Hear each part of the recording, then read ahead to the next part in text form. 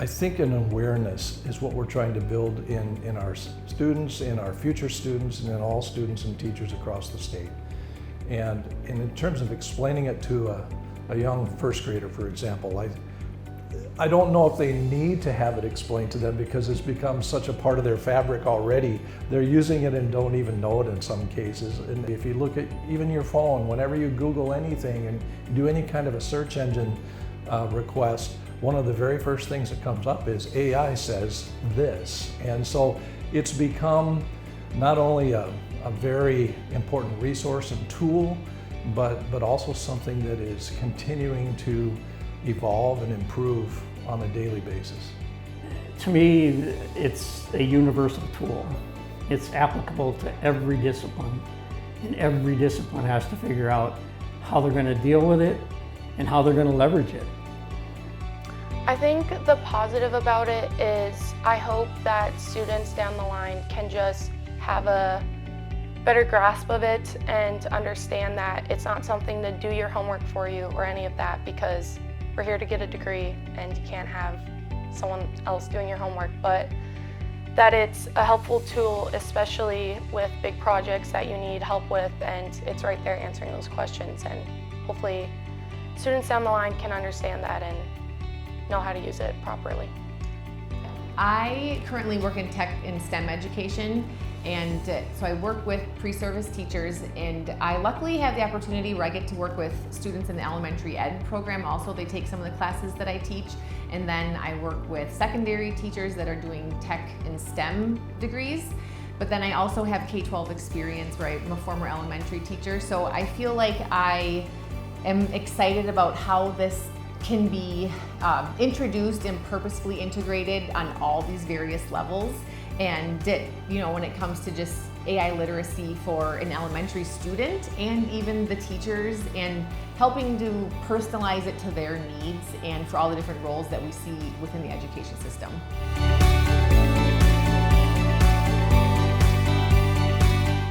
During the 2025 legislative session, funds were put aside in a special fund called the Workforce Education Innovation Fund. And there was about $10 million put into that fund, and institutions could apply for some of that funding to help bridge the gap between education and workforce initiatives. And so BCSU submitted a proposal for $1.5 million to start up the AI Institute for Teaching and Learning. Grateful to the legislature, grateful to the committee that made the decision to fund the project. It's a very timely project. There's certainly lots of not only news information, but it's a changing dynamic, and we wanted to be able to provide a spot, a one-stop shop, if you will, to help our students become well-versed in a very ethical and wise manner with regard to using AI in the classroom and in their own work. But also, the number one tenet of the 6-point proposal was to help develop training opportunities for teachers in the K-12 system that are out there already wondering, what can I do to become more well-versed?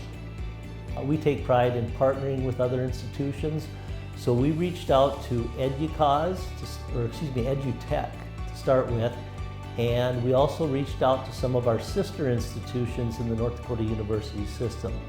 We've had a series of meetings. We do have a couple of institutions that are all in, and so what we're going to be doing is dividing the state up into regions, and each institution would then be responsible for K-12 teacher in-services and professional development in that region. You know, the more people in North Dakota University system that we have engaged with these things, and the more sharing we have going on, the less reinventing the wheel that will be going on. The piece to really focus on is that this is such a big deal in our world and in education that it's important for us to all be working together on this. And I think there is that mindset of we need to work together on this because we want to impact higher education, K-12, and help and be a resource and develop a framework to make sure that we are doing this ethically, responsibly, and in a way that can be a benefit to the state of North Dakota.